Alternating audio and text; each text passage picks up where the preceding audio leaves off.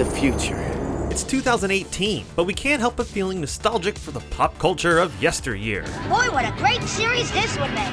And you'd be hard-pressed to find a better example of this than Ernest Cline's 2011 novel Ready Player One, which lathered us up in iconic and obscure references of the 70s and 80s. I didn't live it, but I do miss it. Of course you do. It was freaking awesome. So it's no surprise that Warner Brothers picked up the movie rights, leaving card-carrying geekster Zach Penn and Ernest Cline himself to write the script that would eventually be directed by 80s icon Steven Spielberg, thus creating an infinity mirror of postmodernism that folds in on itself and explodes. Whoa! So without further ado, and no restraint on spoilers, it's time to ask, what's the difference?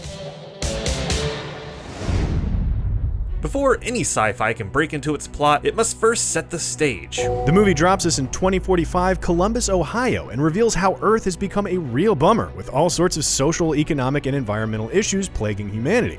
Corporate fat cats like IOI wield unparalleled power while mankind stops trying to solve its problems and instead distracts itself hoping to outlive them. This distraction comes in the form of the greatest video game ever made, the Oasis, a virtual MMORPG where your reality is only limited by your imagination. The book, however, begins in Oklahoma City and paints an even bleaker picture of reality. Think energy crisis, widespread famine, poverty, disease, abandoned cities resulting from catastrophic war and neglect. A real horror show. So it's no surprise that so many people choose to live their waking life inside the Oasis, which is much more than a video game. It's a complete society where people have jobs, go to school, vote in elections, do damn near everything but eat and sleep. The movie breezes through the exposition and introduces the book's inciting incident, which is simplified for brevity's sake. When the father of the Oasis, James Halliday, passes away in 2040, he leaves behind a quest involving a series of clues leading to 3 keys that, when collected, would lead to an Easter egg, which awards the player full control of the virtual world. Oh, and $500 billion. Holy Cyndi Lauper. Who? But in the book, Halliday's quest is much more complicated. Not only do players have to find keys, but they also have to find corresponding gates. So by making the quest consist of just 3 challenges, the movie has already cut its plot down to a more manageable size. In both mediums, the quest sparks an entire community of egg hunters, aka Gunters, and our protagonist Wade Watts is one of the most dedicated. A poor kid from the slums, Wade has an infatuation with all the pop culture Halliday worshipped. He wants nothing more than to find the egg and escape poverty. There is really only one glaring difference between Movie Wade and Book Wade. Book Wade is a little on the chubbier side.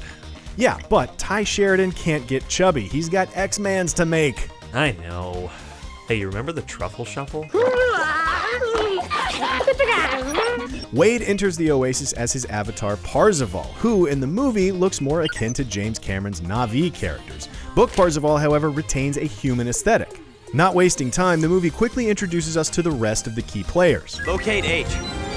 First up, Wade's one and only friend, H, a kick-ass gamer described in the book as a tall Caucasian male with brown hair. Artemis, a famous gunter who in the book is described as Rubenesque, a unique body type in a world where most female avatars are unfathomably thin and busty. The movie also gives us a quick shot of Daito and Sho, the samurai brothers. In the book, both are Japanese and go by the names Daito and Shoto, but the movie makes Shoto Chinese, thus shortening his name to Sho, which translates to the Chinese character meaning longevity. Lastly, we meet our villain, Nolan Sorrento, who in both mediums runs the Halliday Quest Department for the nefarious corporation IOI, and directs an army of identical avatars known as the Sixers, though in the book their avatars are all hulking males with suits. Anywho, once the movie blows through the characters, we're immediately dropped into the Copper Key Challenge, an impossible race through Liberty Island, and boy, is it exciting. Oh, look out, it's T-Rex! You remember Jurassic Park? I totally do. One of my favorites. The book, however, takes its time getting to the first challenge. For one thing, Parzival doesn't have complete access to the Oasis, so we spend the first few chapters on the school planet of Ludos, with classes that read like an episode of Magic School Bus. Both mediums show Wade's unfortunate home life, living with his aunt and her douchebag boyfriend in the stacks, as well as his unwavering research into all things Halliday. In the book, he references Halliday's journals, a written log of Halliday's thoughts and rants about pop culture, but the movie takes a more visual approach by having the journals represented as 3D recreations of Halliday's memories, and puts more emphasis on Halliday's personal life rather than the pop culture he was obsessed with. It's here that movie Parzival picks up on an offhanded remark that gives him the key to winning the race. Why can't we go backwards for once? backwards, really fast as we can. Parzival does just that, driving backwards until he reaches the finish line unscathed. And with that, he's on the scoreboard. The book's first challenge is completely different. Parzival finds its location hidden on the school planet that he was sequestered on. But in order to get the key, he must first win a game of joust against the terrifying Lich King of D&D lore. Yeah. It is really fun, though decidedly less visual than an impossible race. And unlike the movie, he obtains the copper key on his first time out, running into Artemis on his way out of the cave. But remember, obtaining the keys in the book is just half the battle. So Parzival heads to a recreation of Halliday's childhood home and enters the first gate, in which he must play out the entire film War Games as Matthew Broderick's character, David Lightman, until he prevents nuclear war and is awarded a clue to the location of the Jade Key. Now here's where the book and the movie split pretty hard. You see, after our heroes earn their places on the scoreboard, the movie's characters work together to solve the other challenges. But in the book, everyone is a loner, rivals even. Sure, H and Parzival are friends, but there was always a competitiveness at the heart of their relationship. Once Parzival and the others find the copper key in both mediums, IOI kicks into full-on tracking mode. Gotta find them kids. The movie changes perspective from Wade to Sorrento in order to bring us inside the corporate boardroom, where their evil plan of aggressively monetizing the Oasis is revealed. We also get to see Sorrento obtain the Orb of Ocelox from his friend and IOI mercenary, IROC. The book, however, never changes perspective, instead alluding to IOI's actions through speculation and word of mouth. And rather than being a badass wizard mercenary, Book IROC is a fellow student who broadcasts enough detail about Parzival for IOI to discover Wade's real name and address. Realizing Wade could not be bought, IOI blows up Wade's trailer, thinking he's still inside. But because movie IOI still doesn't have Parzival's real name, the screenwriters are forced to rearrange scenes from the book. First, IROC follows Parzival and Artemis to their first date at the Distracted Globe. It's on the dance floor that Z blurts out his real name, giving IROC exactly what he came for. That's when the Sixers attack the club and our heroes narrowly escape by rewinding time. So now that IOI finally has Wade's name and address, they make their move on the trailer.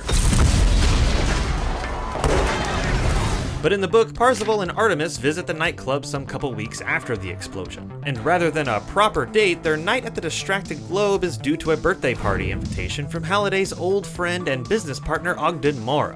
The Sixers still crash the party, but it's the great and powerful Og that stops the corporate army with a godlike vengeance. You shall not pass! Meanwhile, in the movie, IOI just blew up Wade's only family, and the screenwriters start giving the movie brand new plot lines. Before Wade can process what has just happened, he's kidnapped by an unsavory-looking character and brought to what turns out to be the headquarters for an underground rebellion headed up by none other than Artemis.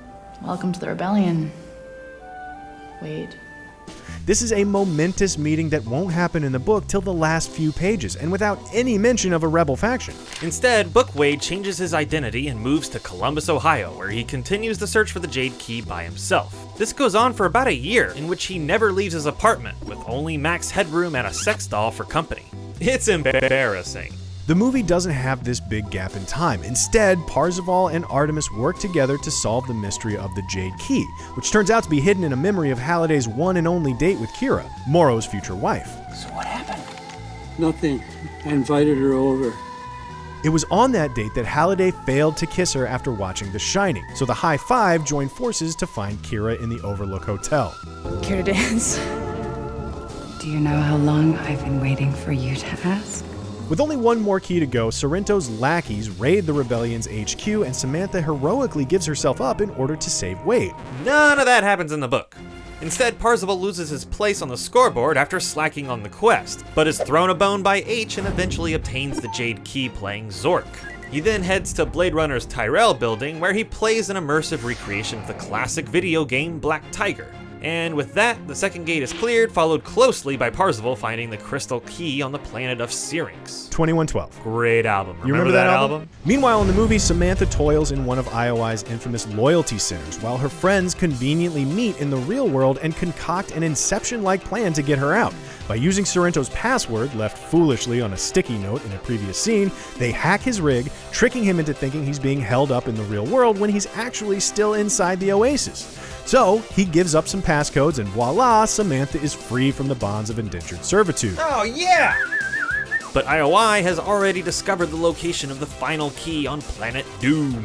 And so in both mediums, IOI uses the Orb of Asuvox to create an impenetrable shield around the final challenge. With no foreseeable way to get through the orb from the outside, Book Wade gets his fake identity arrested into IOI servitude, where he uses black market passwords to infiltrate IOI's intranet. Wade steals all sorts of damning evidence about their nefarious activities and gathers intel on the orb. After a couple weeks of sabotage, he slips out using a disguise. But in the movie, it's Artemis who goes all covert behind enemy lines, breaking into Sorrento's rig and obtaining the phrase needed to shut down the orb, while the other High Five members log in from H's truck and call for all the avatars of the Oasis to attack. Are you willing to fight?